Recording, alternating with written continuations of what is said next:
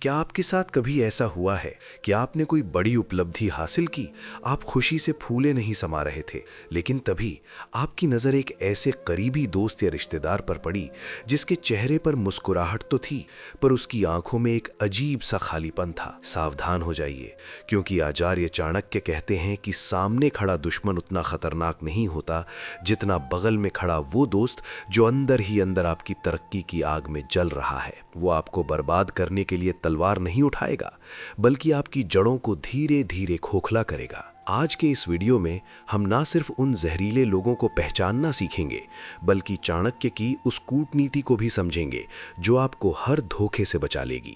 अगर आज आपने इन संकेतों को नज़रअंदाज किया तो कल की हार के जिम्मेदार आप खुद होंगे। इससे पहले कि हम चाणक्य के उन 4 कड़वे सच पर बात करें, एक छोटी सी कहानी सुनिए जिसे सुनकर आपके रोंगटे खड़े हो जाएंगे। मगध के साम्राज्य में एक बहुत ही प्रतिभाशाली मूर्तिकार रहता था जिसका नाम था विष्णुदत्त। उसकी बनाई मूर्तियां इतनी जीवंत होती थीं कि लगता था बस अभी बोल पड़ेंगी। विष्णुदत्त का एक परम मित्र था भद्र। दोनों ने साथ में शिक्षा ली थी, साथ में बड़े हुए थे। जब राजा ने विष्णुदत्त की कला से खुश होकर उसे राजशिल्पी का पद दिया और स्वर्ण मुद्राओं से लाद दिया, तो भद्र सबसे पहले उसे बधाई देने पहुंचा। उसने विष्णुदत्त को गले लगाया और कहा, मित्र, मुझे तुम्हारी सफलता पर गर्व है। लेकिन जैसे ही विष्णुदत्त मुड़ा, भद्र के चेहरे का रंग बदल गया।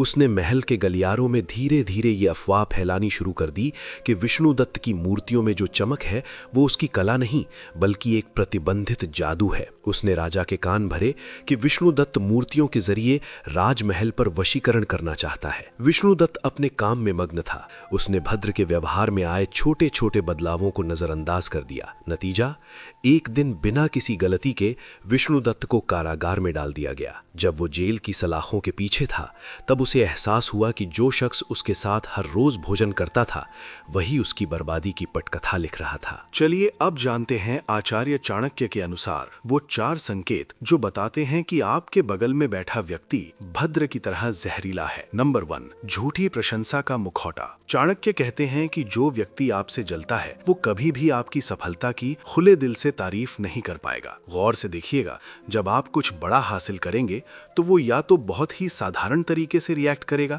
या फिर ऐसी तारीफ करेगा जिसमें पर लगा होगा, जैसे भाई प्रमोशन तो मिल गया, पर अब जिम्मेदारियां बहुत बढ़ जाएंगी, चैन छिन जाएगा। वो आपकी खुशी को एक बोझ में बदलने की कोशिश करेगा। नंबर 2, नुक्स निकालने की बीमारी। जलन करने वाले व्यक्ति की आंखें माइक्रोस्कोप की तरह होती हैं। आप चाहे चांद जैसा चमकदार काम क्यों न कर लें, वो उसमें दाग ढूंढ ही निकालेगा। आप नया घर लें, वो उसकी लोकेशन में कमी निकालेगा। आप नई गाड़ी लें, वो उसके माइलेज पर सवाल उठाएगा। उनका मकसद आपको नीचा दिखाना नहीं, बल्कि आपके आत्मविश्वास को तोड़ना होता है। नंबर 3, पीठ पीछे चरित्र हनन। आचार्य चाणक्य के अनुसार जो मुख पर मीठा और हृदय में विष रखता है वो त्यागने योग्य है। जलने वाले लोग आपके सामने तो जी हुजूर करेंगे, लेकिन आपकी पीठ पीछे समाज में आपकी छवि को धूमिल करेंगे। अगर आपको खबर मिले कि कोई आपका खास आपकी बुराई कर रहा है, तो समझ लीजिए कि उसकी जलन अब लाइलाज हो चुकी है। नंबर 4, अचानक आई दूरी।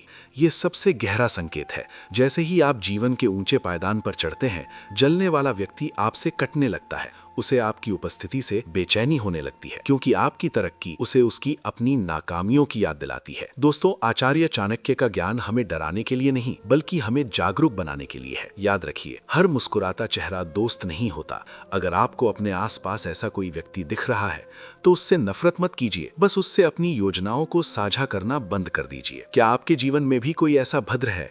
कमेंट में अपना अनुभव जरूर साझा करें। और अगर ये वीडियो आपको मददगार लगा हो तो इसे शेयर जरूर करें। मिलते हैं अगले वीडियो में। तब तक के लिए सतर्क रहें और बढ़ते रहें।